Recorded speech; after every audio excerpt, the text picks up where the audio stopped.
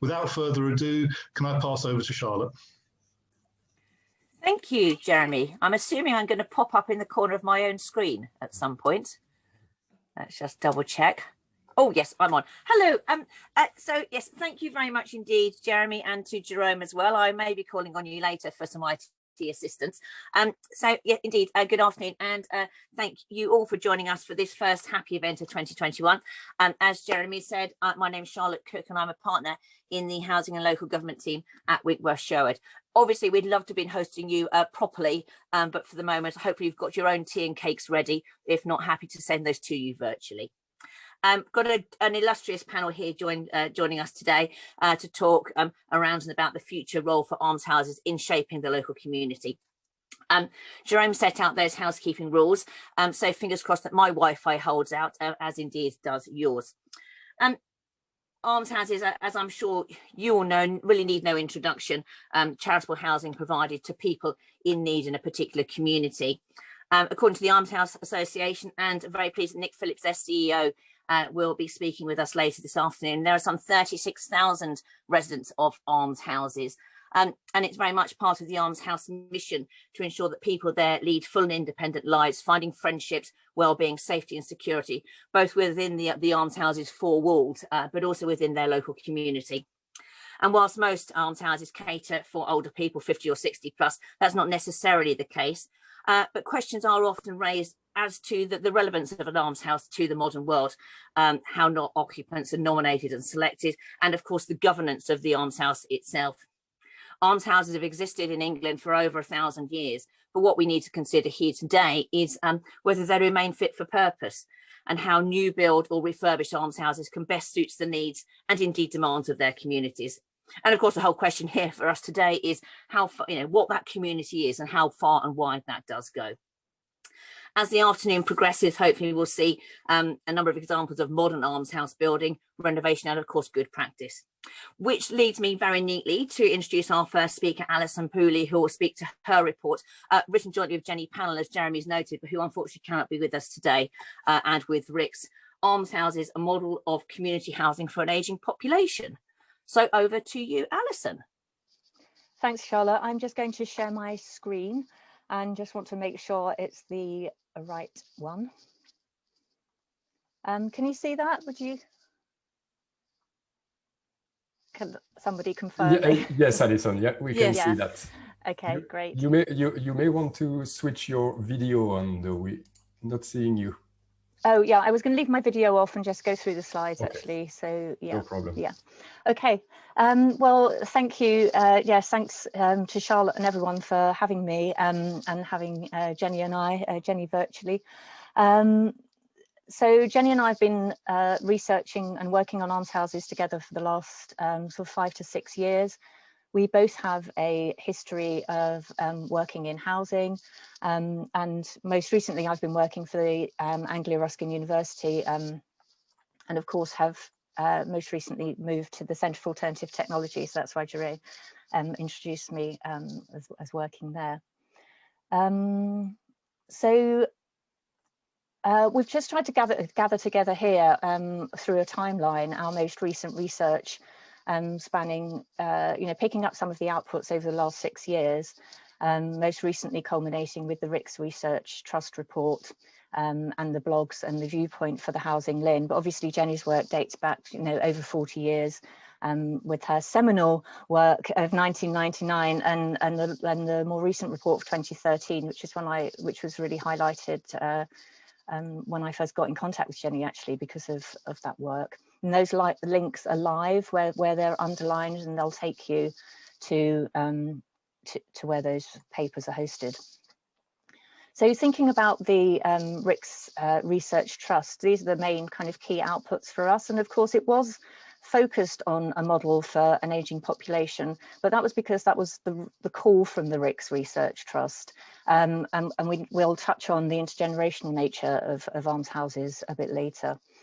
And obviously, as Sarah says here, it's a really timely report because particularly over the last 10 months, I think we've been very focused on home and housing, the quality and the equity around housing and the inequality, of course, and the lack of access to affordable housing.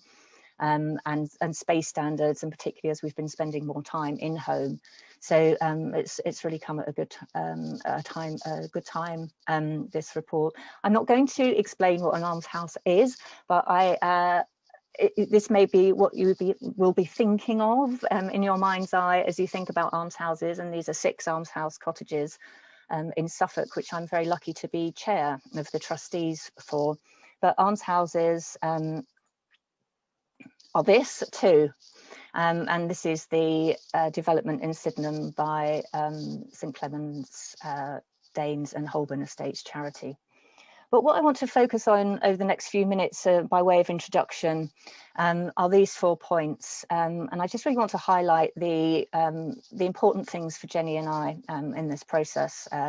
Is just to highlight the variety of almshouses, both in terms of typology and the work that almshouse charities do, the importance of collaboration and the embeddedness of almshouses in their local community. So firstly is the typology. As I've already said, you know, this is an almshouse and maybe not the image that you would think. So, you know, the range of work that's done, and as I said before, this is in Sydenham. It occupies an incredible spot on the top of a hill overlooking London, so providing homes for people, good quality homes, but also with an amazing view over London that would otherwise be unaffordable for most people. And our Rix Research Trust drew on examples from the Netherlands as well. So this is a contemporary hofje, their equivalent of an almshouse, overlooking, you can see the historic rooftops of Haarlem in the background. So a contemporary take on a courtyard, looking back over to historic Haarlem, which is also reflected in the neighbouring historic courtyard, looking back across the roofscape and the facade elevation of the contemporary almshouses. So these sit cheek by jowl, as does another example from our report, which is the Winnicks and Kendall's development in Colchester. So here we have not such a contemporary design because of planning restrictions, but new almshouses on the right, with flats beyond, you can see behind there, sitting right next to grade 1 listed and locally listed almshouses that date from the 17th century. And so thinking about, switching back to the Netherlands as well, I mean, the Netherlands was interesting because those examples in the report are older. You know, they date from around the turn of the century. This was 10 years in the development and then completed in 2001, so Gravenhof. And their funding structures have changed in the Netherlands. So it's meant that there's been a lack of funding for new almshouses more recently. So that's why the UK examples in the report are of a more recent nature. And here's looking at Gravenhof as well. So not just thinking about the covered courtyard, the covered walkway, the covered corridor, not watertight, not weathertight. You know, the weather can come in a little bit into those spaces. But providing an opportunity to look outside, and again, still adopting the courtyard model. As does the covered walkway and the corridor, opportunities for people to meet and for community, developing that neighbourliness and community. And this is Lucas Court by Thorngate Church of Trust. And the interesting thing about Thorngate as well is the range of housing they provide. So just thinking about that typology in terms of form, but also in terms of function, we feel is very important, which brings me on to Haberfield House. And we know Anne is joining us for the roundtable as well as the CEO of Bristol Charities. So here we can see again the courtyard model being adopted, opportunity for people to meet. But this is also an interesting case study because of the collaboration with the local authority, moving out of less desirable or less appropriate city centre almshouses and moving to and also a model of delivery at almshouses as a extra care unit. So again, an interesting model. as is the Calder Valley Community Land Trust and John Eastwood Homes, and again Andrew Bibby. We're lucky to have Andrew Bibby with us today, who can talk more about this, but the collaboration here was between those two community-led, so two community-led housing providers coming together to provide new homes, smaller scale than Bristol Charities, but to provide new bungalows, it really embedded in a community. And this brings me on to my fourth point that we wanted to raise about that embedded, the very nature of the embeddedness of almshouses in local community. So obviously they draw on trustees as a governing body, and so that embeds them in that wider community. So trustees are often drawn from the local community, either residents or working in the local community. But we have to think about that embeddedness in terms of the community as a whole, and maybe in some ways as the wider community, because going back to Winnock's and Kendall's here, that this isn't just providing home, this is providing secure housing in perpetuity, that is also addressing the needs for a future-facing home in terms of energy efficiency as well. So, I mean, that's one of the things. So quite often the pattern of development for almshouses has been to replace inappropriate, sometimes and often bedsit type accommodation with flats or bungalows to a much higher standard. And obviously that's where her HousingLIN comes in as well, with their HAPPI standards and pioneering that work. But thinking about energy efficiency and the intergenerational nature of almshouses too. Another good example is the Mills charity, because so these are intergenerational houses, the flats at the end, but also built to a very high environmental standards. So we're thinking about low bills as we move to the future, and obviously energy security. So just finishing off here, because I know I've only got trying to finish off. You know, there are key outputs from the reports and some of the strategies that almshouse charities have used to develop. But I think in this introductory talk, what Jenny and I were very keen to emphasize was the critical point of the forward-facing nature of the work that we've been doing. So we haven't been focusing on the historic context in terms of architecture or social, you know, impact of almshouses, but really looking at taking that model and really looking and really interrogating how we can move that forward, you know, raising the profile of almshouses and really bringing them to the fore as an option for local authorities and local developers.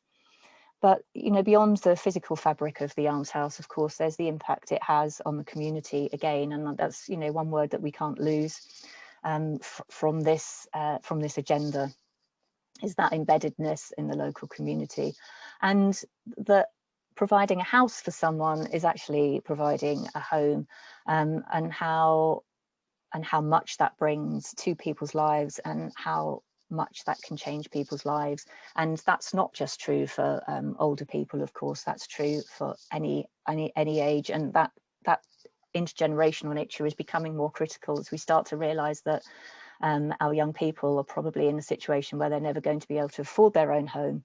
So providing good quality rented accommodation or non-owned accommodation is better. We can have a conversation about 10 years later.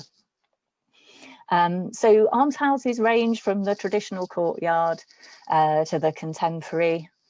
But no one solution. So there's not going to be any one peg that anyone can hang their project on, and there's no kind of off the peg solution for almshouse charities either. So that's why we're really pleased, and thanks to Winckworth and Jeremy and Charlotte and the Almshouse Association for funding some of our research, and to Anglia Ruskin University for allowing us to develop this research over the last few years, and particularly for, you know, pushing forward with our most recent publications, the links to which are there at the bottom of the slide. So I will hand over to Nick at that point, who is the CEO of the Almshouse Association, and stop slide sharing.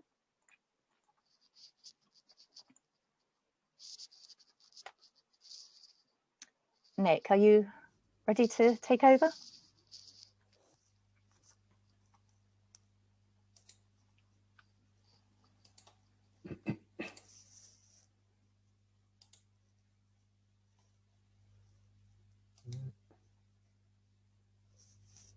Thank you. Sorry about that. Let's kick off. Well, firstly, thank you very much, and Alison, and thank you, Jeremy and Winckworth, for providing the opportunity to discuss almshouses here on our 75th anniversary of the Almshouse Association. It's quite an exciting time. So what I'd like to do, firstly, the RICS report that Alison and Jenny covered. It's not a very academic term, but it is good stuff, and it's very well written. And not only does it capture the architectural details of almshouses and the opportunities for partnerships and funding, but actually it seems to capture the spirit and the practice of almshouses, which is so important. What I'd like to do is sort of give an overall status of the Almshouse movement at the moment, and I'm going to finish on the ambitions for the next 10 years for the Almshouse movement, and we're just going to look at some of the challenges and risks of almshouses today, some of the strengths and opportunities. So I'll very quickly shoot through these figures, but 1,700 different almshouse charities in the country. So most of you probably aware of the amount of almshouses, but every market, town, city, village seems to have an almshouse in it, and that's 36,000 people living in almshouses today. Most of them have got less than 20 units, so the majority are quite small, 6 to 12 units in a village, and they are often the provider of the affordable homes in that rural community, which is so important, absolutely critical. 90% are in excellent accommodation, provide really good, not just accommodation, but actually that spirit that runs through them. We do the mum test, actually. How would you feel about your mum living in this almshouse? And I failed to find one that I wouldn't be happy to put my mum in. And I need to reference the fact that I do get on with her quite well, and I'd like to see her in a good accommodation. But is it all roses in the garden? I think it's fair to say that we are aware that there are about 200 almshouse charities that are struggling either with their buildings or with their governance. I'll come on to that. And there are about 50 almshouse charities in the country that we think are failing and not up to scratch. But in the round, that's a very small amount, and we are working closely with those charities. Give you an example, we awarded £1.3 million worth of support to almshouse charities in the last year, our members, to help them develop and bring their almshouses up to a really good standard. We've got lots of anecdotal feedback. We know there's a spirit in almshouses. We know that there's a strong feeling, a sort of added value. Can we nail it down? Well, Alison and Jenny have done a huge amount of work, as she's covered, and the Mercers are funding us with more research, and we've got data gathering going on at the moment. Let's see if we can nail what it is that about an almshouse that makes the difference. Recently, we carried out a YouGov survey, and that said that 65% of people don't know what an almshouse is. However, 78% of those people who did know what an almshouse is think they're a good thing and we should build more. We as the Almshouse Association, that's one of our key missions, is to raise awareness, and it shows that we've got work to do. The kind of challenges that you would expect, that all almshouses are charities, so we've got governance challenge, the buildings. There's 700 listed buildings in our membership. Maintenance, conservation costs, the age and the frailty of residents. The older, I guess it's a sign of success that the residents are getting older. They're living independently, but they are frail, and this brings on challenges, particularly to listed buildings. there is bureaucracy and a sense of responsibility that trustees are feeling, particularly during this last period. And of course, funding. Let's not forget that there are some almshouses which are really struggling with funding. What happens when they can no longer afford to maintain old historic buildings? Well, they're lost and they fall into private hands, and that's a real shame. That is a dilemma, and we'll talk about that. The sort of mission of the Almshouse is about the residents, but actually the buildings are so important to the movement. I mentioned very early on the spirit which drives through Almshouse right from 1,000 years ago is compassion and companionship, and that's no different today. You see it in those photographs. One of the most telling photographs actually is when you see in the gardens those chairs come together. There's more tea drunk in almshouses than anywhere else, I think, partly because of that sort of community spirit.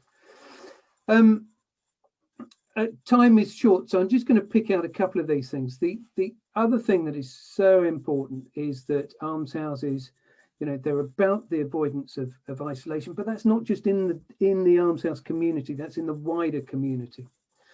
And the other thing I'm going to pick out there is the value of the network. The almshouses have a legal definition. The Charity Commission have now got it on their website. Somebody rather cruelly said to me the other day, it's only taken 1,000 years for it to happen, but it's there. And the network of those almshouses working together is terrific. The opportunities for the future awareness, I've talked about the visibility of the brand and almshouses really, I think in many ways being proud of that brand. Working with local and national government, we'll touch on that, I'm sure, in the questions, and research. How are we going to nail down what it is that spirit is about? The models which are being developed at the moment, intergenerational models, partnerships, carbon, low carbon, we've got zero carbon almshouses, and more work with the community.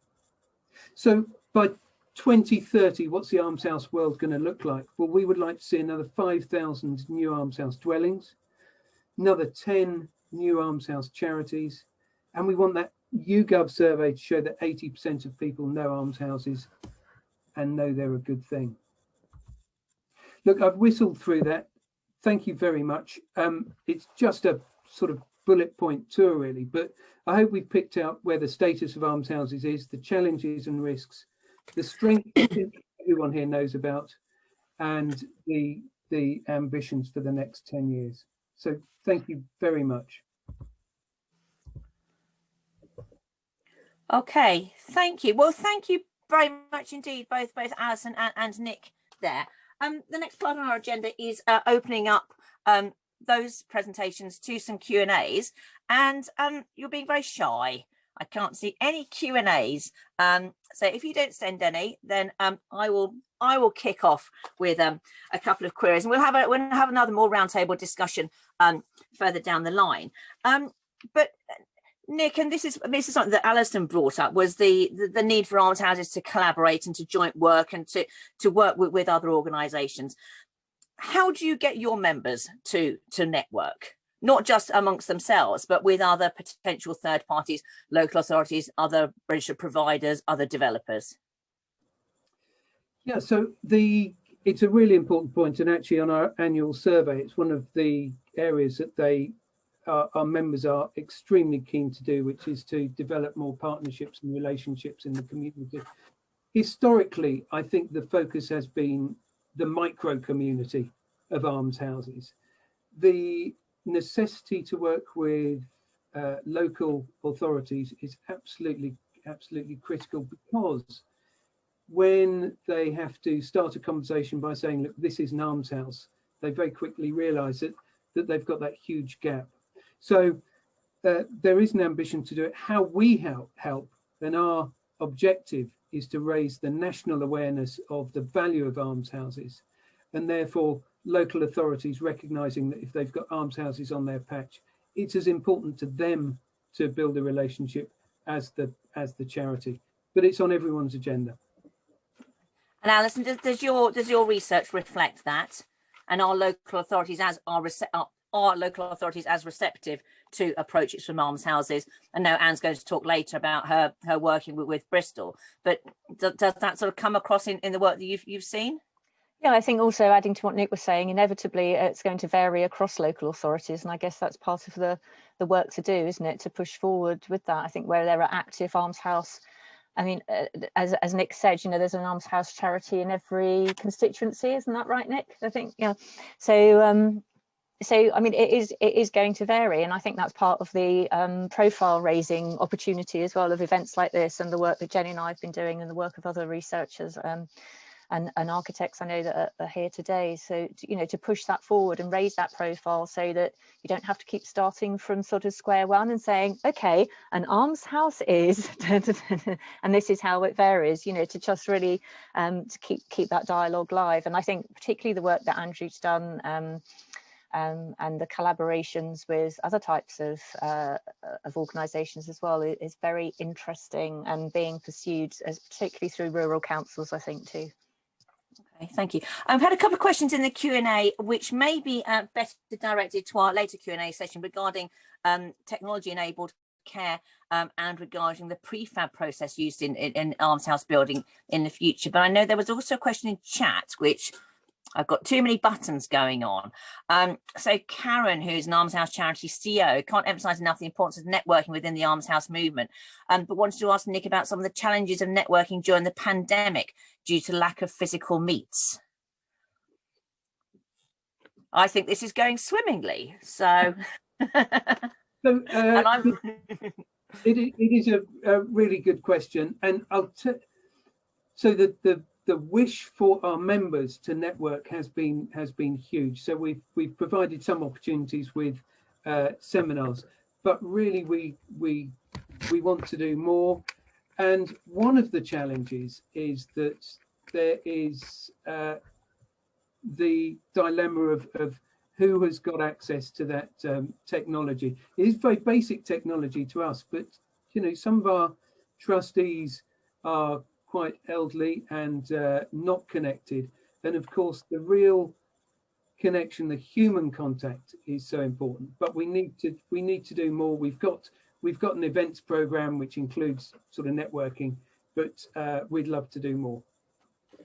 Excellent. Okay, let's go to some of these other Q&As. Again, lots of comments being made here as regards local authorities, local plans, not knowing what almshouses are, which I think goes to one of the points that you made earlier, Nick, to sort of get your brands out there. And I think this is a point that Matt's made regarding sort of tenure blind design. You want looking to sort of emphasise the importance of almshouses and promoting those against things. The question there: should the design of new almshouses celebrate the tradition of high visibility, strong identities? So do you think that that's something that would help in putting almshouses into the forefront of people's minds? I think connection to the almshouse movement is very important, because it does show that network, and it shows the absolute variety that Alison mentioned of the very large and modern almshouses and some of the historic smaller almshouses. And I think being part of that movement helps raise the confidence in the brand of an almshouse.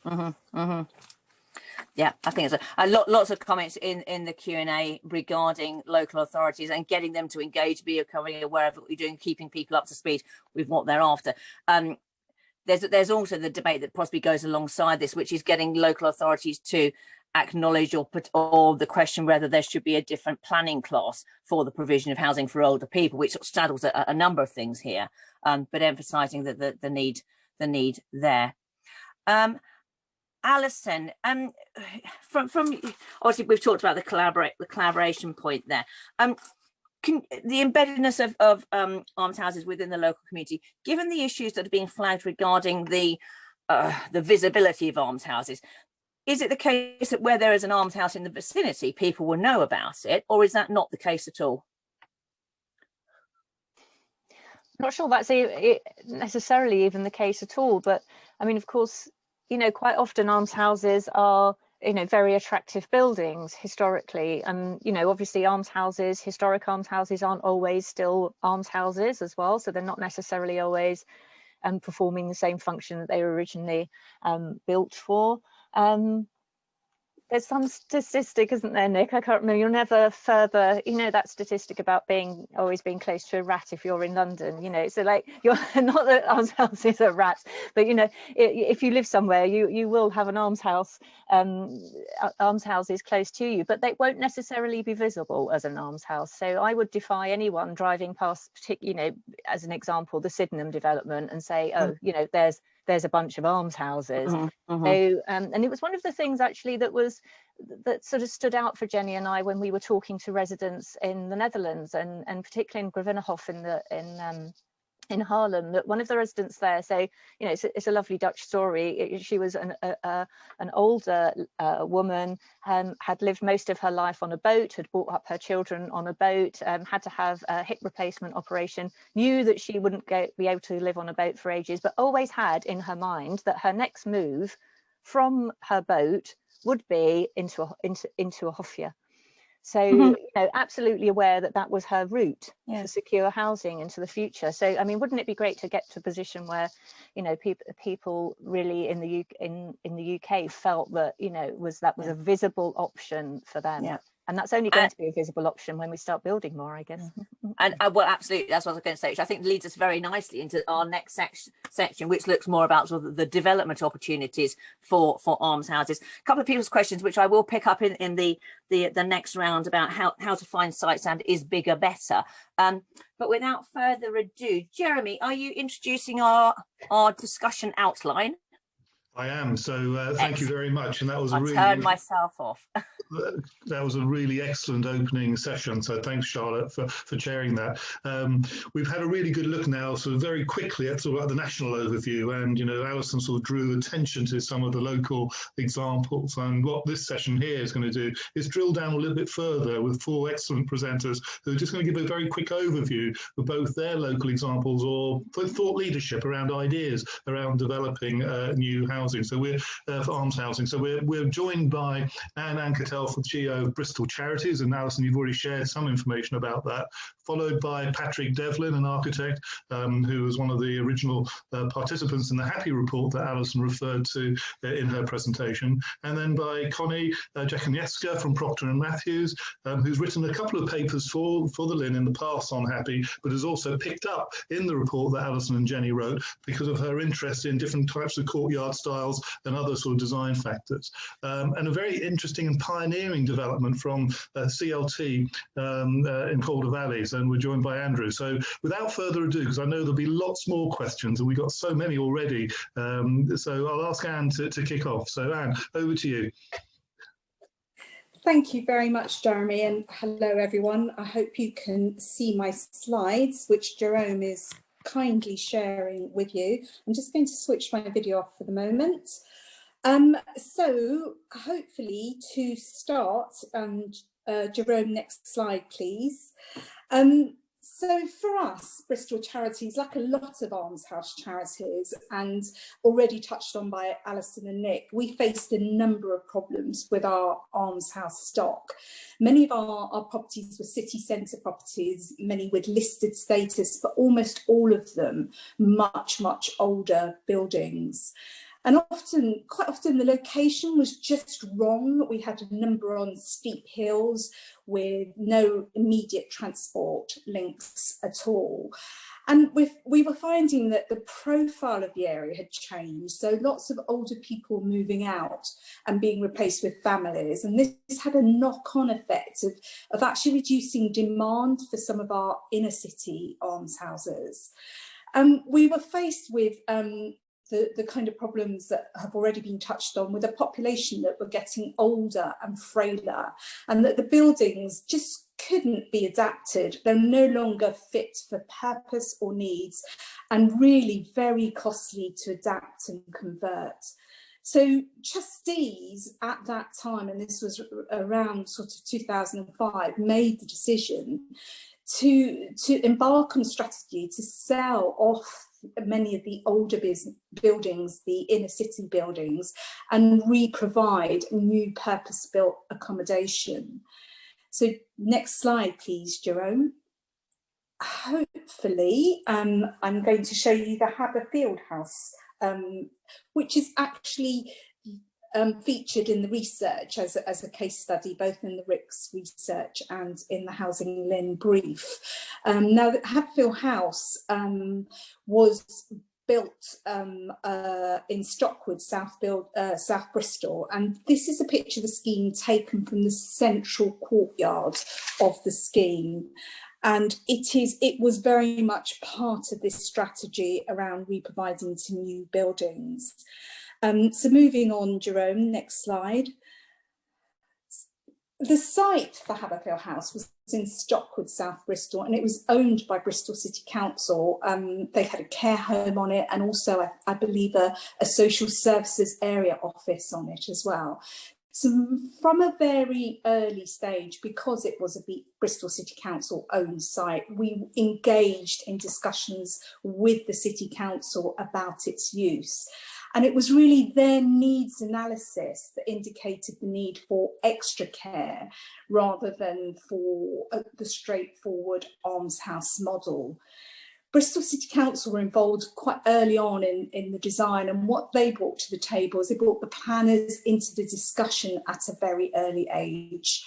They kind of held our hand a little bit through what would be the first time for Bristol Charities in providing extra care. They also confirmed the availability of revenue funding that would fund the care service provided at the scheme. And what did we get out of it? For us, land availability in Bristol is very, very scarce, and competition for land is fierce. So it did give us incredible access to a prime site. And for the City Council, we negotiated 30% nominations for them into the scheme, but they had a target for extra care within the city. And so this 60 units at HAPPI House very much brought them closer to that target.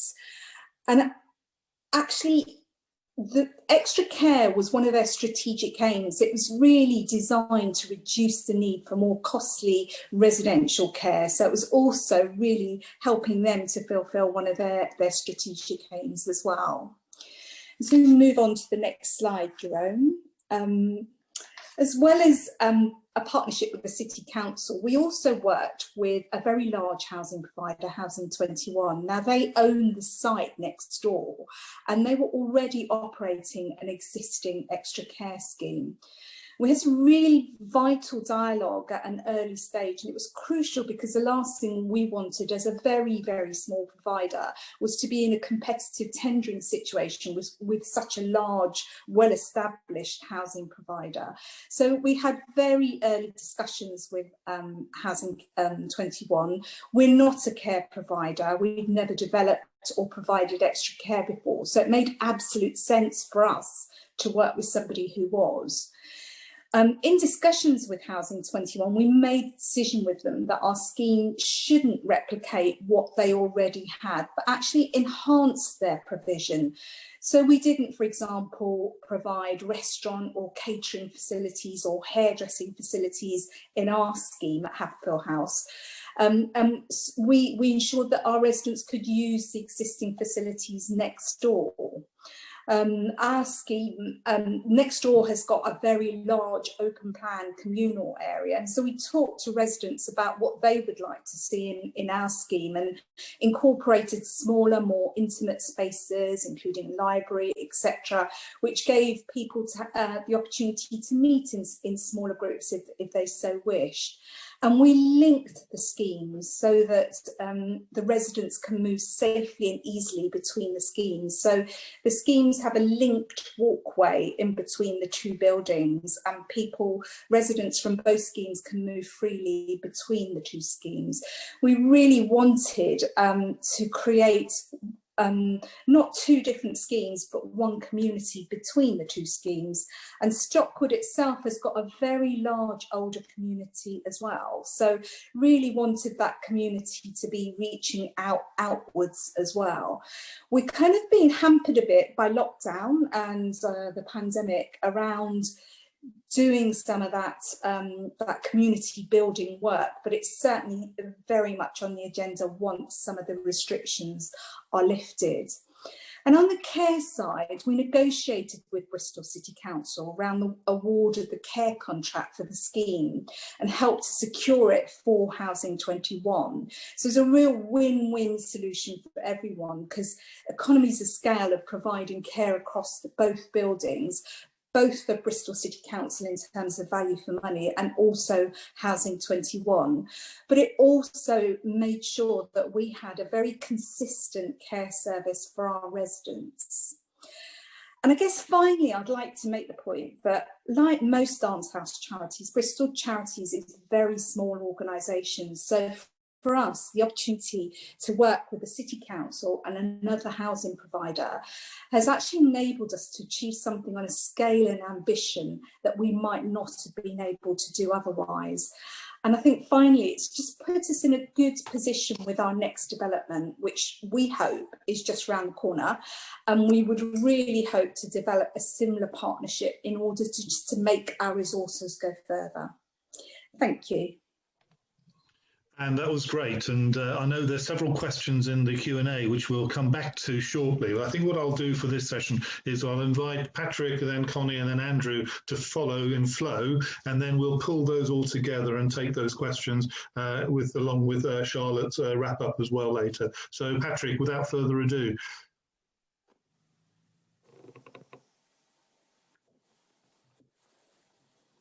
Classic failure to unmute there to begin with, but as I wasn't on video, you couldn't see me mouthing at you all. Thank you very much for asking me to come and contribute to this session. I think the potential contribution and current contribution to the Almshouse movement is enormous to older people's housing and to better neighbourhoods, in fact. So the original request was dealing with almshouses and HAPPI. And HAPPI, the first report that I coordinated, was about changing the culture of third age housing, as well as learning from best practice design. And the Almshouse movement already has enormous value in it, and an opportunity to enhance this significantly for residents, for the wider communities, as this culture evolves.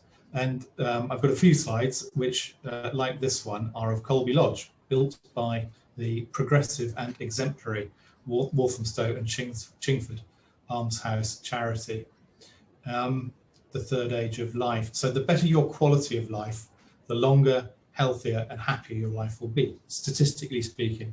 I'm afraid seasoned HousingLIN participants may be tired of seeing this graphic, but I don't apologise for it.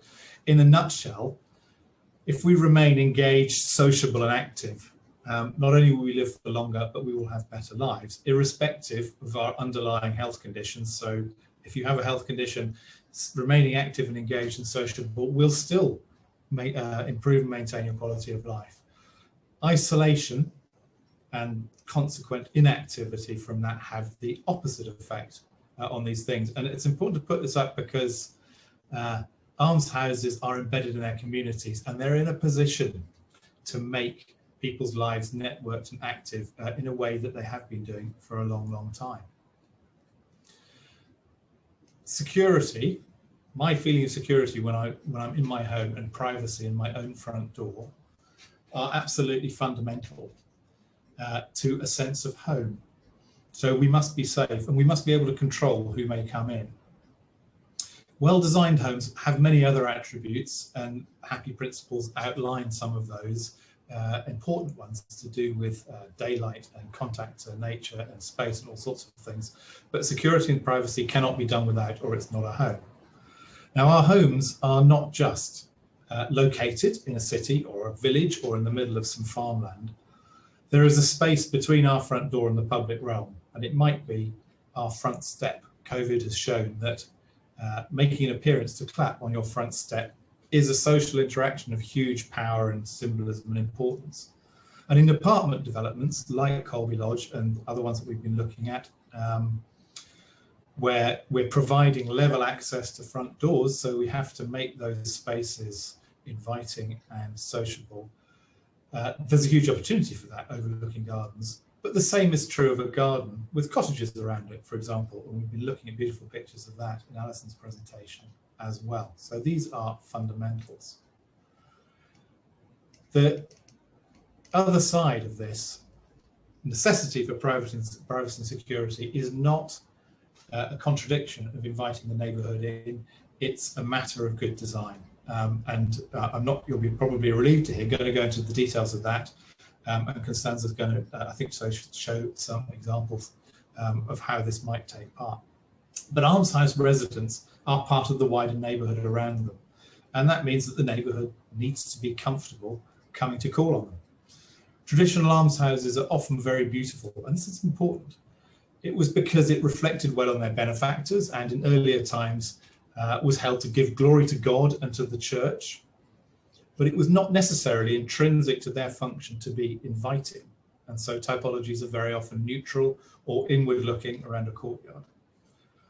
A physical and aesthetic invitation to the neighbourhood, i.e. one that makes it physically easy for people to come in, but also signals through a view, such as here, perhaps to a garden, that there is an invitation, which at the same time maintains privacy and security for residents, gives the almshouse, which has strong local roots and networks, the opportunity to strengthen and extend those bonds and functions, and that benefits residents and the neighbourhood equally.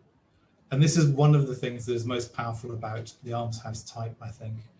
It is an opportunity for exchange and contribution both ways by its very distinctiveness.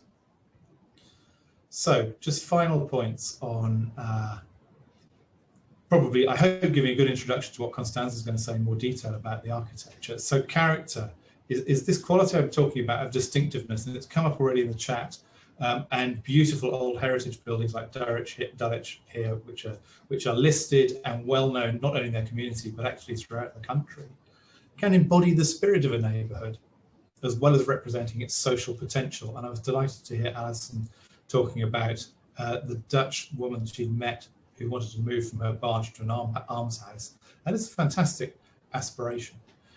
Quality is a very bland word, and apologies for it, I couldn't think of a better one.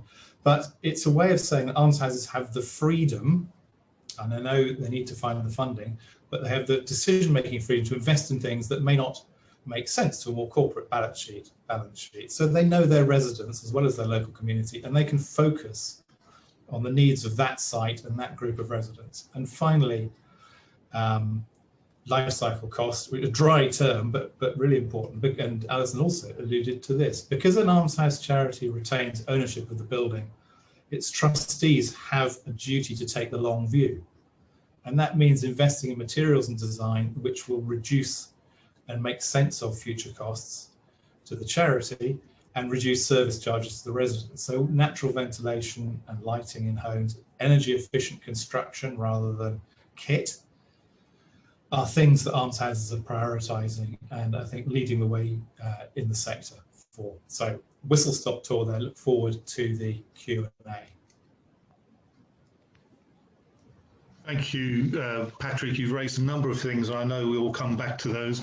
I'm particularly interested in things around both the sort of social impact and the social connection in terms of looking at the value of that, but also what's the dividend back to the public purse, looking at the health and social care costs and the like. And I know that's the conversation that the Lynn and Nick and the Almshouse Association are having as well. So without further ado, let's go on to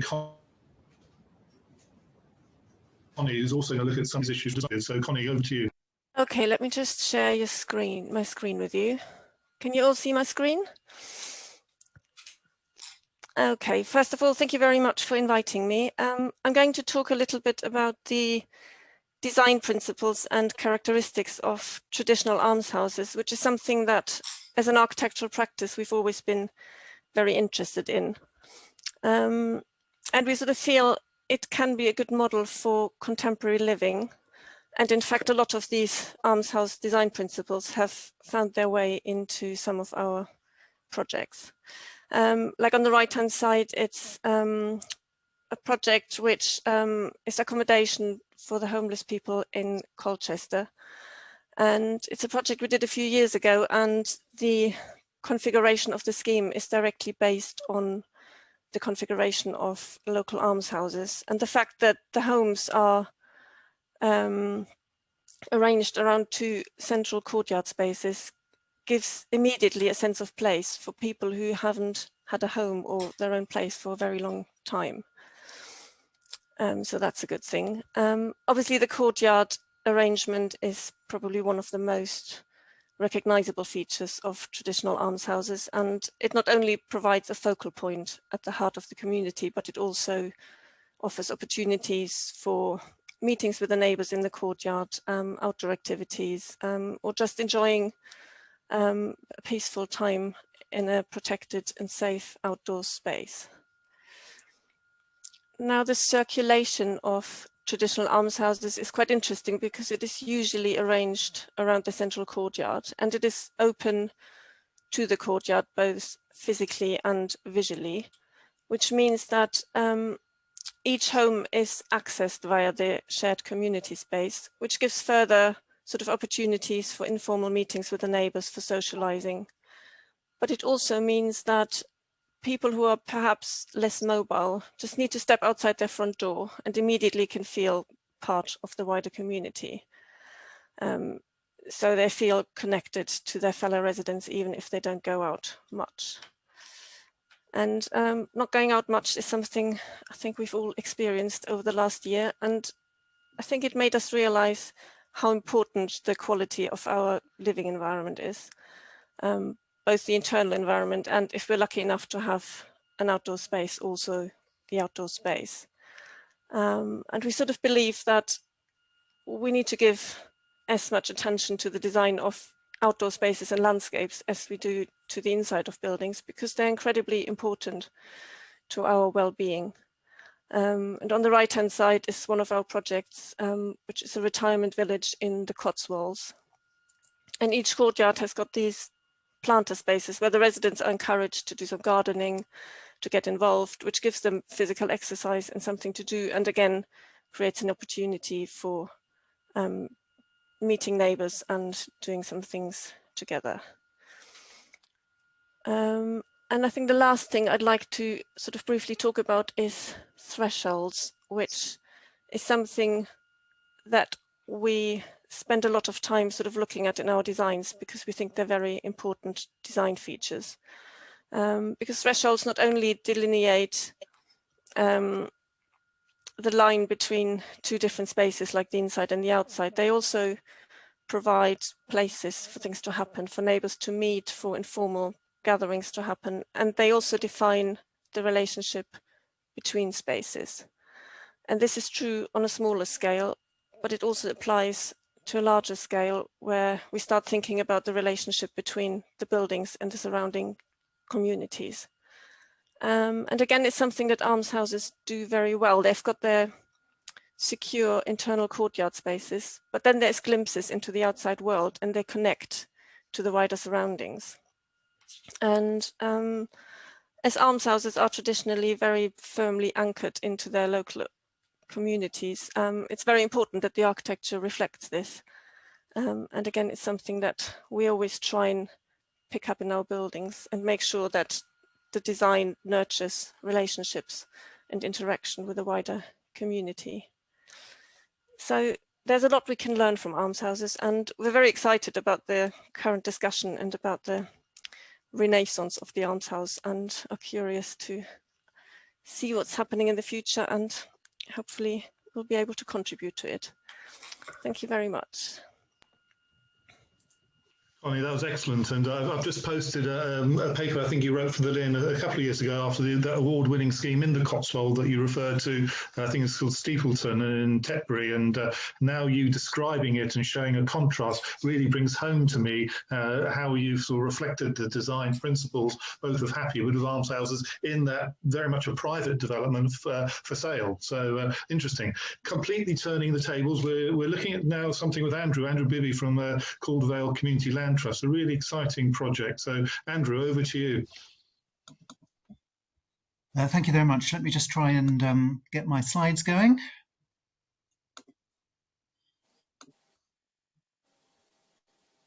hopefully you can see those. Okay, yes, I'm Secretary of the Community Land Trust in the Calder Valley up in West Yorkshire, South Pennines. Our main towns are Todmorden and Hebden Bridge. And if you don't know our towns, but if you've seen, for example, Last Tango in Halifax or Happy Valley on television, you will at least have seen our landscapes. You'll have a sense of where we are. We're 7 years old. I think we came together very much as a bottom-up community initiative because we were aware that there was a housing need, a housing crisis really, in our area as in the whole country. And we wondered what communities themselves could do to try and bring at least some of the houses, some of the new houses into the valley which met local needs rather than those that perhaps external commercial developers wanted to create. We're one now of about 300, I think more than 300 community land trusts.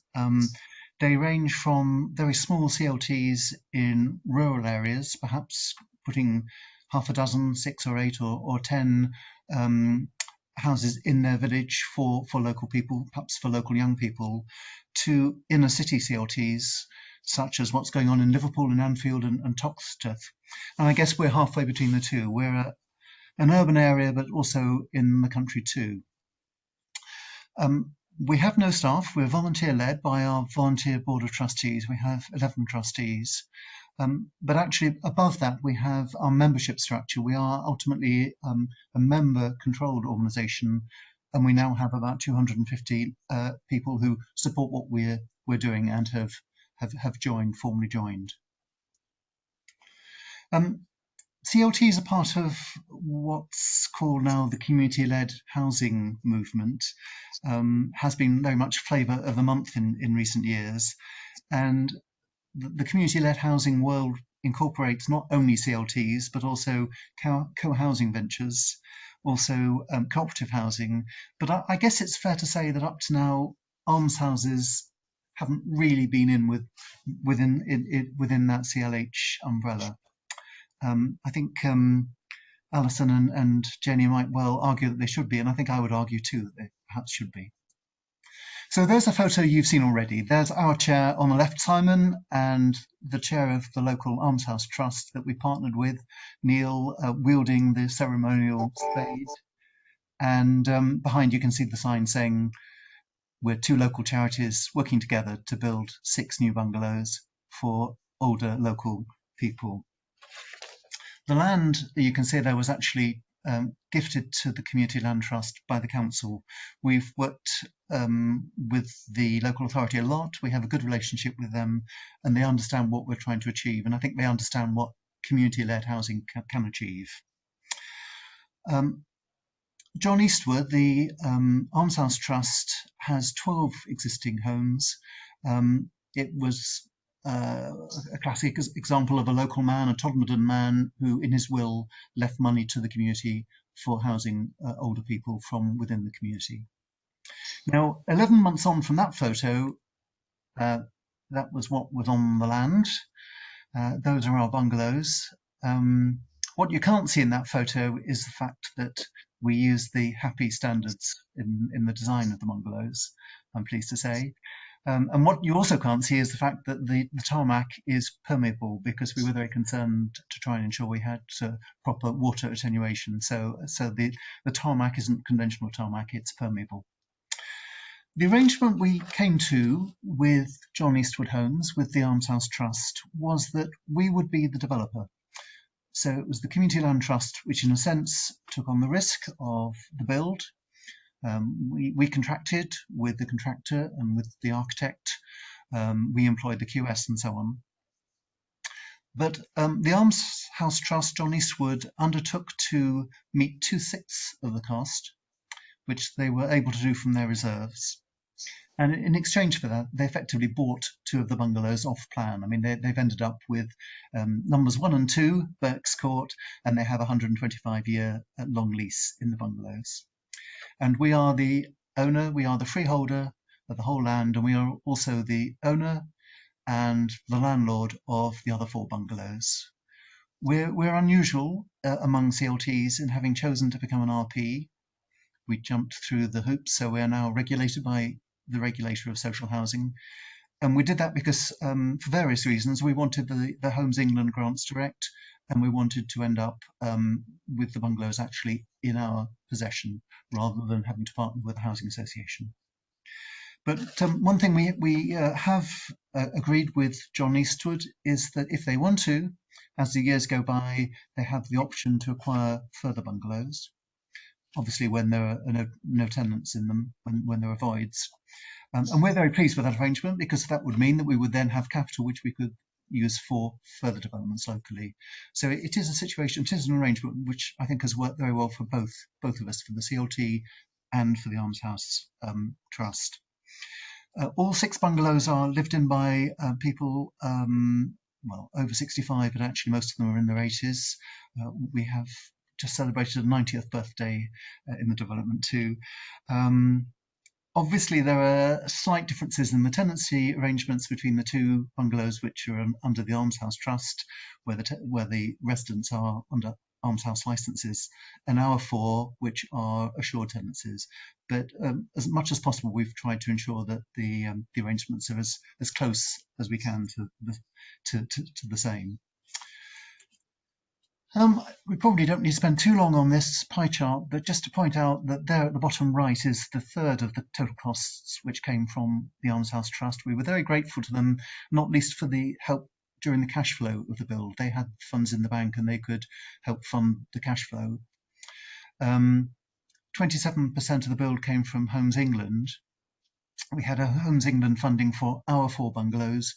Ideally, we would have liked them for the other 2 as well, and there was early discussions with the Almshouse Consortium. I see that somebody from the Almshouse Consortium has been posting on chat. That basically was just too complicated, so in the end we just took the grant for the 4 bungalows. The rest of the development was a mortgage loan, but also community funding. And one of the things we've been able to do as a community-led housing body is go to our community and say, if you support what we're doing, why not invest in what we're doing too? And we now have something like £360,000 of investment funds, ranging from 250 to 20,000, which have come from people who, mainly individuals, not entirely individuals, but mainly individuals who wanted to ethically invest in something locally, something in their patch. One final slide. That was the grand opening. Well, you've seen already a picture of the mayors. Alison showed a picture of the mayors planting the cherry tree at the opening day. What you can't see in that picture is the brass band, who also came along and performed. It was a really cold day last February, but we got there just in the nick of time before the first lockdown. Our tenants moved in the beginning of March, just as I say, just in the nick of time, and you know, we've now got all 6 bungalows being lived in, and they're people's homes. And I'll stop there. Thank you. Andrew, that was excellent. In fact, all 4 presentations were excellent and builds on beautifully from Alice and Nick's earlier presentations. I'm conscious that as we go along, Charlotte, we could probably have another hour. We've got about 10 or so minutes though. So can I just sort of go to some of the questions in the Q&A first, and then hand over to you, if that's all right? There was an interesting question just posted by Antonia, who asks more about sort of the interaction with green space, and a lot of the drawings and the images we've seen sort of make a connection with outdoor space. And I'm just wondering, first of all, from both Anne, Connie, or Patrick's perception, is there a link to that in terms of growing communities as well, not just about growing the community in terms of older people with later life? I'm happy to jump in very briefly and say that it's crucial both to health and well-being, and I think it's one of the things that best orientates people's views and sense of identity with the development, is to have a view of beautiful landscaping with deciduous planting, so that you're really aware of the seasons changing. And as soon as you've encouraged people outside, there'll be people who are physically able to get involved and will get involved, is our perception of that. So I think it should be a must-have, really, in an almshouse, and well, actually any housing development, but we're talking almshouses today. Another question was posted, a couple really about sort of picking up on this issue about either supporting more intergenerational sort of opportunities, or indeed, as Connie touched on sort of other sort of areas like homelessness. I know that's an issue that the LIN has looked at in the past. Any thoughts around intergenerational activity? I'll just fire in with a quick note. There's a number of schemes, almshouses, who are looking to formalise intergenerational with students 4 to 1, 4 elderly people to 1 student, and in fact there's one of those being looked at in Bristol. But of course, let's not forget, if you've got an almshouse which is for people over 50, then you've got people in their 90s, you've probably got intergenerational across much of the almshouse movement in one form or another. Thank you. And Chris from the Mercers talks about, are there opportunities for other organisations to get involved in the development of almshouses and managing those over the next few years? Any thoughts from the panel? We've heard a bit about the CLT movement. Is it possible to develop a co-housing style of, is that, in a sense, that's what Andrew's talking about, that broader link with a sort of cooperative or collective approach? Shall I come in? Sorry. Well, I was going to say, I think certainly some of the things that are going on in the co-housing world are very similar to the traditional almshouse idea. People wanting their own front door, but also wanting to live more communally than is conventionally the case. And, use of courtyards is something you find in co-housing schemes. So certainly I think there is definite points of similarity there. I'll just add, because I thought your presentation, Andrew, was really interesting, because this partnership to look to develop over the next X number of years almshouses, the new models in partnerships work really well. But let's not forget that almshouses have a legal definition. They've got a 1,000-year history, and actually what comes with that are things like exemption from the right to buy. So I think it's really important that almshouses, as I'm sure they've done with Andrew's project, they protect the integrity of the original benefactor, and yet the scheme retains its right as an almshouse. Thank you. Now I'm just going to pick up two final points. I'm sorry that there are over 20 to go through. One relates specifically to Anne, and that is about, and you think you partly answered it in your presentation, you don't deliver the extra care. But could you just explain a little bit about that arrangement with Housing 21 again, about how that care is managed? Yeah, so basically the care is delivered via a contract which is funded by the local authority. So it's all people who are eligible for care from their local authority. And it's a revenue contract that's awarded. Now, in Bristol City Council's case, they have a panel of preferred providers that provide extra care. So from our point of view for HAPPI House, we were able to look at that panel of providers and do a quick exercise to see which provider we really wanted to work with in HAPPI House. Well, thank you. That's helpful. And my final point, if I may, is that there are a couple of questions around design and technology. And while this session's been very focused around new build, are there particular things that you think, in terms of all the panelists really, that technology can play a greater role in the way we design both the build, whether that's a prefab, off-site manufacturing, or more traditional build, but also provide more independence to support people's care needs, but also their lifestyle choices. So any thoughts that are coming through from anybody on that?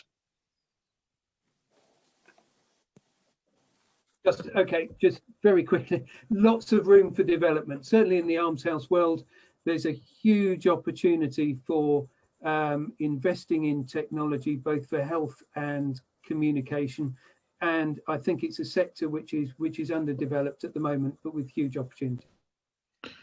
And Connie, any thoughts around that in terms of when you're thinking about the designing for technology? I mean, a lot of this will be wireless as well, so. I think it's definitely something that is going to happen for almshouses, the same as for all other housing developments. And I do think there's a lot of opportunity to make technology work to our advantage, both in construction and in actually the living environment. Well, thank you. And for those of you who don't know, the HousingLIN is currently undertaking an inquiry called HAPPI, which is a sister document to the HAPPI design principles, looking at what those technology features might be in terms of developing a future criteria for age-friendly technology. But I'm going to hand back over to Charlotte, because I know you wanted to round this off. And thank you very much for all those presentations. And I think, as Jerome says, these will all be available after the event. Lovely. Thank you very much indeed, Jeremy. And thank you obviously to all of our speakers there. Brilliant questions there. I must say this is a great way to do a roundtable discussion. I know when we host these in person, it's sometimes slightly more difficult to get people to put their hands up and ask those questions. So brilliant ones there. And I myself have got a sheet of 20 or more so, which I would like answers to further down the line. I think my general sort of sum up here is that, you know, Almshouse has been around for 1,000 years. Hopefully they'll be around for 1,000 years longer. They do have to adapt. They do have to change with the times. So we can see from all of these brilliant schemes here that that's exactly what they are doing. There have been questions and concerns raised about governance, whether, you know, that people are a bit too fuddy-duddy and not wanting to move on. But I think in any development here, just to show that people don't need to be scared of that. Lots of questions. And it's great that people are asking those. Reach out, a phrase I absolutely loathe and detest, but to those people out there who be willing to work with you and offer the advice and support that you need. There are benefits in either renovating current properties or indeed building new homes. And you know that's what you want to do. That's what you should be doing. You should be encouraging and building and renovating out there. There's always a risk with development, and lots of this came out in Alison's report. But those risks are faced by anybody developing, whether they're, you know, the big builders or the smallest almshouses. So it's fun and exciting. There's a little bit of risk there, but you know that's what makes it real, really. And any of the professional team that you'd want to work with would be more than happy to have those conversations. You've got all of our details available to you, so do feel free to drop any of us a line with your questions, and we're going to hopefully help to deal with some of the outstanding ones which are on the Q&A there.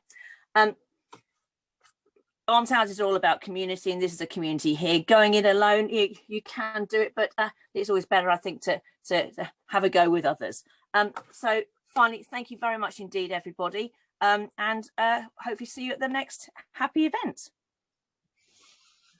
Thank you, Charlotte. And I've just posted, for those of you who are still with us, the details of our next HAPPI event, and look forward to joining you all. And thanks very much for all the speakers.